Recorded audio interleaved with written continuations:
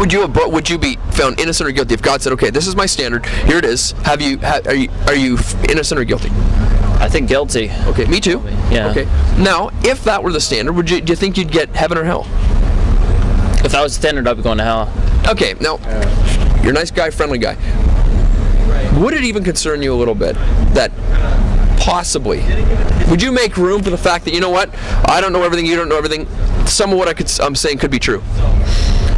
Yeah, there could be some proof, like say 2 years from now they could be doing some archaeological discoveries and they'd be, whoa, holy shit, this is some massive proof that there's God and all that stuff. That could be true. Yeah. I will not deny that. And you know what, if we have time after I just finish this, there's lots and lots, we were just talking about this in the coffee shop, there's lots of, stuff that would overwhelm your brain as far as naturalistic proof that not only did Jesus exist, not only was he prophesied about, not only 800 years before the guy was crucified, there was a passage written in the book of Psalm 22, and it's actually documented. 800 years beforehand, the guy would be crucified.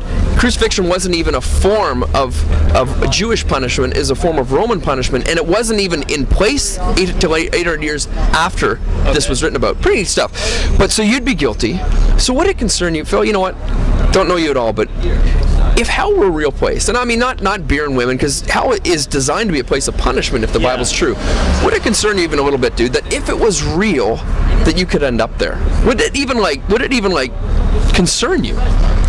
Concern me if it was real that I'd end up? No, actually, not really. No. Why is that? Just like I said before, I just go back to my beliefs, and I don't see the purpose in sacrificing this life, because there is, yes, a potential for hell, but I've just read so much on the subject that I really just don't care. And if I do end up in eternal torment, well, hey, whatever, it's torment on this earth too, so. There is. Now, let's just say that there's a scientist walking by here, and he said, Phil, nice eyes, man, you got great eyes. I want to buy one of your eyeballs for $1 million. Now, would you sell an eyeball for $1 million? No, I wouldn't. Not one of them? You can pick which one. No, I wouldn't. How about both of them for $100 million? No. Really? Why not? I need my eyes. Your eyes are valuable to you. I like my eyes. I like your eyes. Well, I like your eyes too. But your eyes are valuable to you, right? Yeah. You know what amazes me is that the eyes, you ever heard the saying, the eyes are the windows to the soul? I've heard the saying, yeah. It amazes me, man, that if the eyes are the windows to the soul, that people place more value on their eyeballs than the soul itself, which looks out of those eyes. And if the soul's eternal and your eyes are temporal, it doesn't make a lot of sense to me that I wouldn't value the soul, which lasts forever. And I know what you're saying. Like, there's a difference, though, between what people believe and what's necessarily true. I could believe with all my heart, Phil, that if I walk out here right about now, and I close my eyes and I fold my arms and I say, I don't believe that I'm going to hit by a car. I can believe that with all my heart, but truth and reality will intersect and test my belief system very quickly. All I'm suggesting is, if what I'm saying is true, if there really is a place beyond this lifetime, good place, bad place, if there really is a place that's not good, it's eternal suffering, it's torment, dude, I don't even know you, but if you were in a burning building, I wouldn't have to know you. I'd bust out and I'd say, man, I'd try to help you. Do you understand that? Yeah. That's not making you uncomfortable. No, okay. No, it's not. Because, man, dude, if it was a real place, there's actually a crime called depraved indifference. Maybe you've heard of this. If I'm walking by a swimming pool and there's a child drowning in that pool, you don't help them. Right. It's bad, yeah. I'm actually held criminally accountable because it's depraved indifference. Depraved means it's so evil.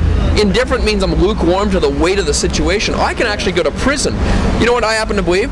That if there is a God, and if he has made himself known to me, and I'm not a crazy guy, I think I'm quite calculated in my decision making, that I would think that the love that he's sort of shown to me would compel me to go talk to a couple people if what I'm saying is true. Because, dude, if what I'm saying is true, I wouldn't want anyone to go to a place like that. Do you understand that? I do. I know what you're saying. Okay.